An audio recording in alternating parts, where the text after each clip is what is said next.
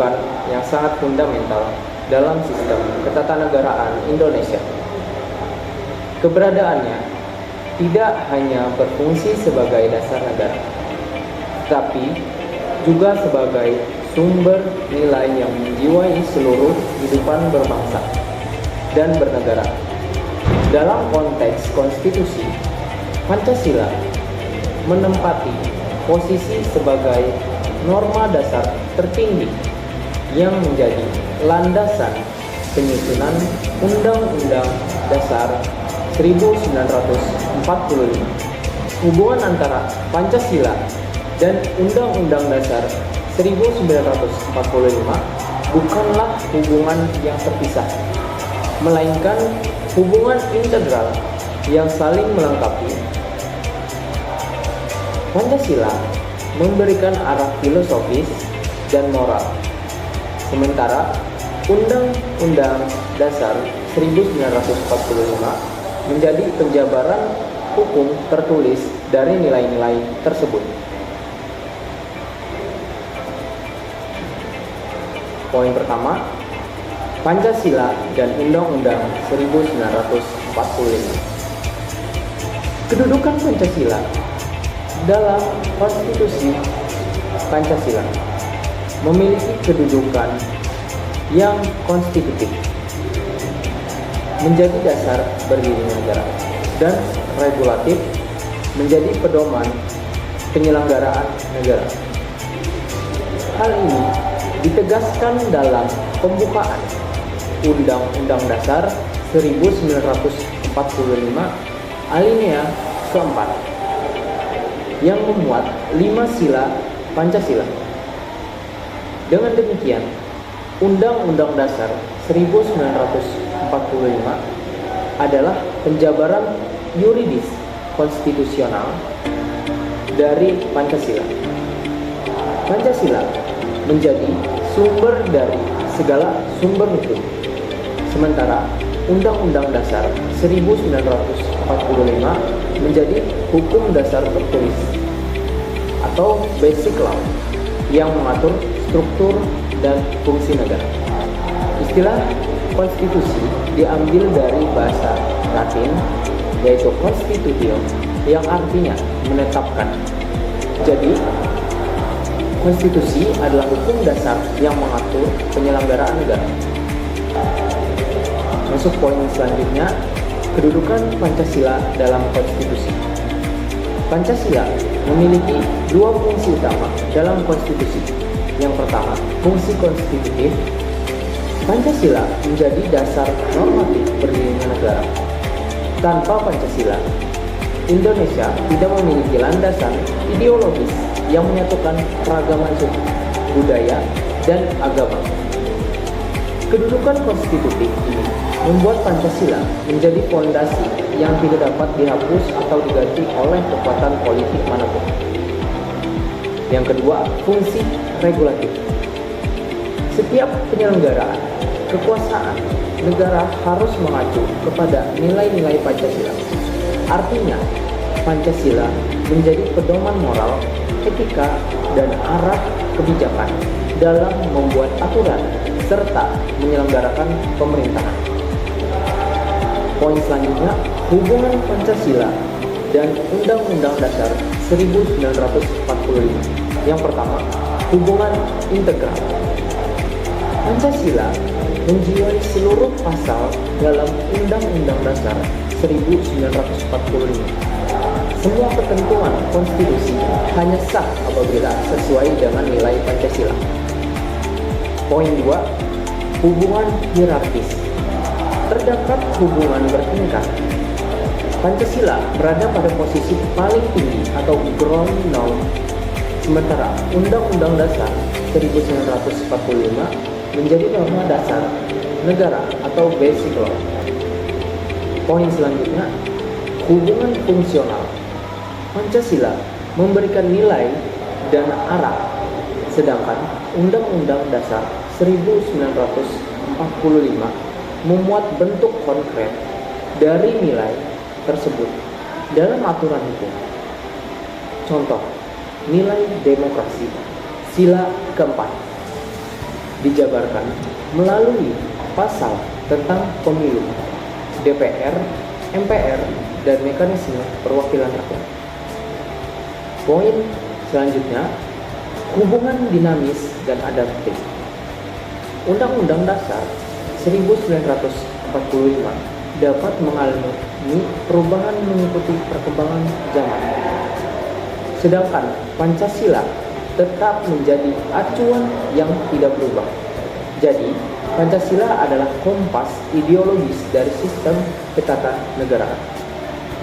Perwujudan Pancasila dalam Undang-Undang 1945. Perwujudan Pancasila tidak hanya terlihat dalam pasal-pasal yang disebutkan, tetapi juga dalam pertama, struktur kelembagaan yang menjunjung musyawarah dan perwakilan. Dua, penjaminan HAM yang menyatu dengan nilai kemanusiaan. Tiga, sistem ekonomi kerakyatan yang berbasis asas kekeluargaan. Empat, perlindungan keberagaman sesuai nilai persatuan.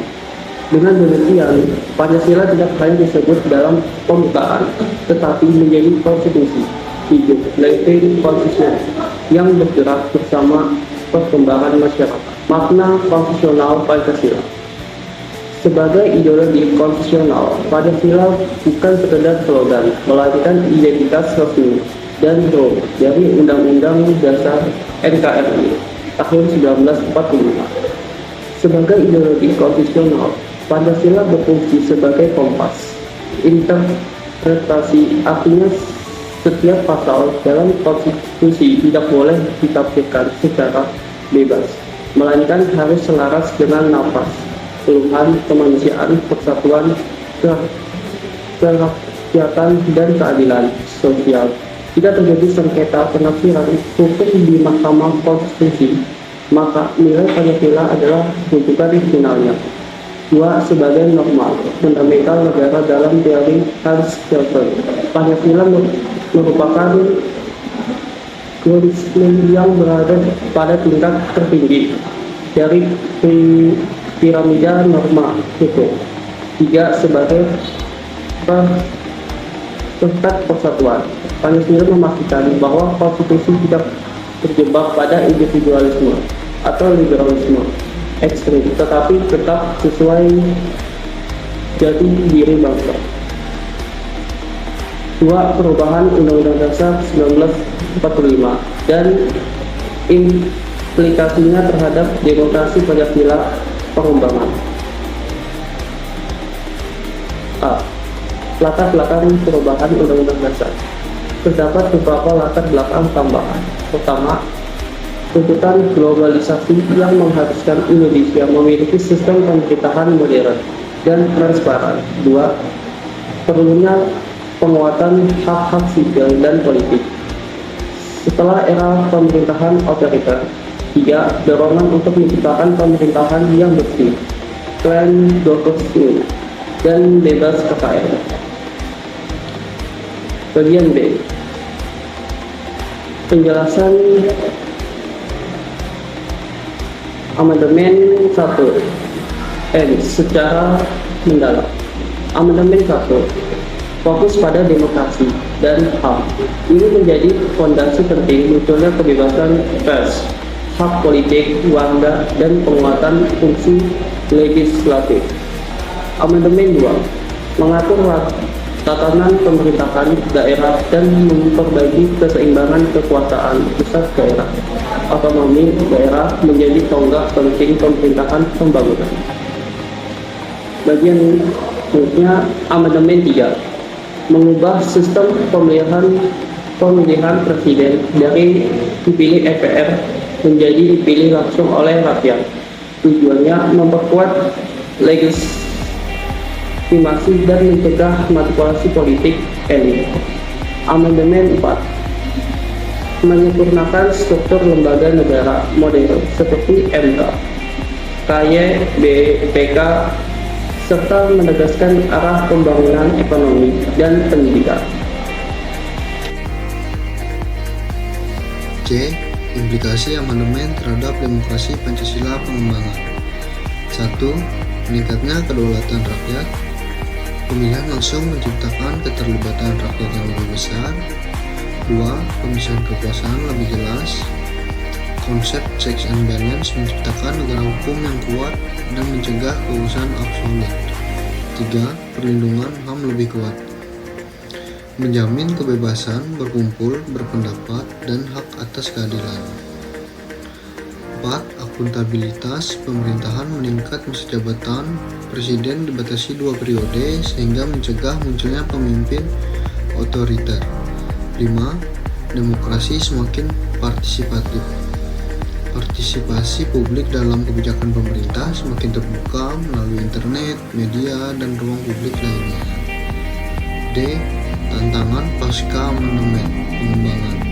Beberapa tantangan krusial yaitu seperti politik transaksional, demokrasi berpotensi menjadi mahal dan pragmatis, korupsi politik yang dapat melemahkan nilai keadilan sosial, informasi digital yang mengancam persatuan, polaris politik yang mencederai semangat sila ketiga, ketimpangan sosial yang dapat menghambat cita-cita keadilan sosial. Ini menunjukkan bahwa demokrasi Pancasila harus terus dipelihara melalui pendidikan politik, literasi digital, serta ketegasan penegak hukum. 3. Pancasila sebagai sumber dari segala sumber hukum. A. Kedudukan Pancasila dalam sistem hukum nasional. Pancasila memiliki kedudukan sebagai sumber dari segala sumber hukum dalam sistem hukum nasional Indonesia. Hal ini ditegaskan dalam ketetapan MPR nomor MPRS 1966 dan dipertegas kembali dalam Tab MPR 3 MPR 2000 yang menempatkan Pancasila pada posisi tertinggi dalam tata hukum nasional. B. Makna Pancasila sebagai sumber hukum. 1. Landasan filosofis Pancasila menjadi dasar pemikiran dalam pembentuk hukum. 2. Tolak ukur uji materi Pancasila juga berfungsi sebagai tolak ukur uji materi, yaitu sebagai ukur untuk menilai apakah suatu peraturan sesuai dengan nilai dasar bangsa. 3. Pedoman pembentuk hukum. Pancasila menjadi pedoman bagi lembaga legislatif dan pemerintah dalam membentuk peraturan perundang-undangan. C. Implikasi Pancasila terhadap tata urutan perundang-undangan. Menurut Undang-Undang Nomor 12 Tahun 2011, Junto, Undang-Undang Nomor 15 Tahun 2019, Pancasila ditempatkan sebagai sumber dari segala sumber hukum. Di sini ada beberapa urutan. Urutan ini bersifat hierarkis, artinya setiap peraturan yang berada di bawah harus sesuai dan tidak boleh bertentangan dengan peraturan yang berada di atasnya. Pada tingkatan paling tinggi, yaitu ada Pancasila sebagai sumber dari segala sumber hukum. Di bawahnya terdapat UUD 1945 yang sebagai sumber hukum dasar negara. Kemudian ada ketetapan MPR. Selanjutnya ada undang-undang atau Perpu yang menjadi dasar pengaturan lebih lanjut. Lalu ada peraturan pemerintah dan peraturan presiden sebagai peraturan pelaksana. Pada tingkatan yang paling bawah terdapat peraturan daerah, provinsi, serta kabupaten atau kota yang mengatur kebutuhan daerah namun tetap harus sejalan dengan peraturan di atasnya. Artinya, semakin ke bawah, suatu peraturan tidak boleh bertentangan dengan peraturan yang di atasnya. Dan pada akhirnya tidak boleh bertentangan dengan Pancasila. Dengan demikian, Pancasila menjiwai seluruh peraturan perundang-undangan yang berlaku di Indonesia. Contoh konkret penerapan. Kasus uji materi di Mahkamah Konstitusi. Undang-undang yang bertentangan dengan prinsip hak asasi manusia atau merusak persatuan bangsa dapat diuji dan dibatalkan oleh Mahkamah Konstitusi. Hal ini menunjukkan bahwa Pancasila benar-benar digunakan sebagai dasar penilaian dalam sistem hukum. Selanjutnya, perumusan kebijakan publik. Dalam perumusan ini, pemerintah wajib mempertimbangkan asas keadilan sosial. Misalnya, kebijakan subsidi bagi masyarakat yang kurang mampu.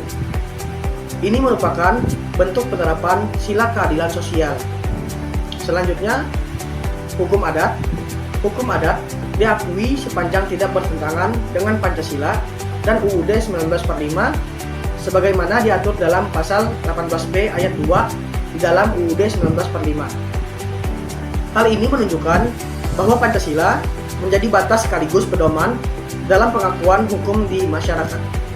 Bunyi pasal 18B ayat 2, negara mengakui dan menghormati kesatuan-kesatuan masyarakat, hukum adat, serta hak-hak tradisionalnya sepanjang masih hidup dan sesuai dengan perkembangan masyarakat dan prinsip Negara Kesatuan Republik Indonesia yang diatur dalam undang-undang.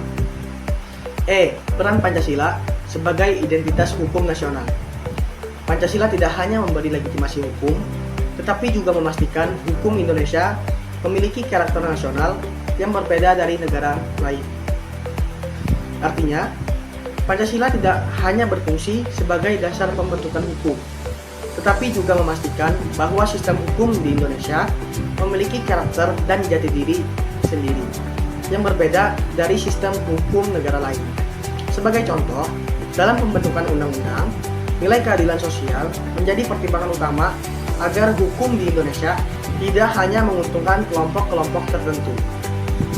Selanjutnya, Pancasila berperan mencegah masuknya sistem hukum yang bertentangan dengan nilai-nilai bangsa, seperti hukum yang terlalu liberal, sehingga mengabaikan kepentingan sosial, atau hukum yang terlalu represif, dan mengabaikan hak asasi manusia. Hal ini menunjukkan bahwa Pancasila menjadi dasar seleksi terhadap nilai-nilai hukum yang berkembang di masyarakat. Selanjutnya, mengarahkan agar hukum bersifat berkeadilan, sosial, berorientasi kemanusiaan, dan berlandaskan moral ketuhanan. Yaitu Pancasila menjaga agar hukum tetap berkarakter nasional, berlandaskan moral ketuhanan, berkemanusiaan, demokratis, dan berkeadilan sosial. Kesimpulan, Pancasila memiliki kedudukan fundamental sebagai norma dasar tertinggi atau Grundnorm dan sumber dari segala sumber hukum yang menjiwai seluruh sistem ketatanegaraan Indonesia. Hubungannya dengan UUD 1945 bersifat integral dan fungsional, di mana Pancasila memberikan arah filosofis hingga moral, sementara konstitusi menjadi penjabaran hukum tertulis dalam mengatur struktur negara. Melalui fungsi konstitutif dan regulatifnya, Pancasila menjamin bahwa setiap perubahan konstitusi atau amandemen tetap berpijak pada nilai-nilai kedaulatan rakyat, pelindungan HAM, dan keadilan sosial. Sebagai konstitusi hidup, Pancasila tidak hanya menjadi identitas hukum nasional yang membedakan Indonesia dari bangsa yang lain, tetapi juga menjadi rujukan final dalam mengatasi sengketa penafsiran hukum demi menjaga persatuan bangsa di tengah dinamika zaman sekarang. Sekian presentasi dari kelompok kami. Apabila ada kata yang salah, mohon dimaafkan. Demikian, terima kasih. Assalamualaikum warahmatullahi wabarakatuh.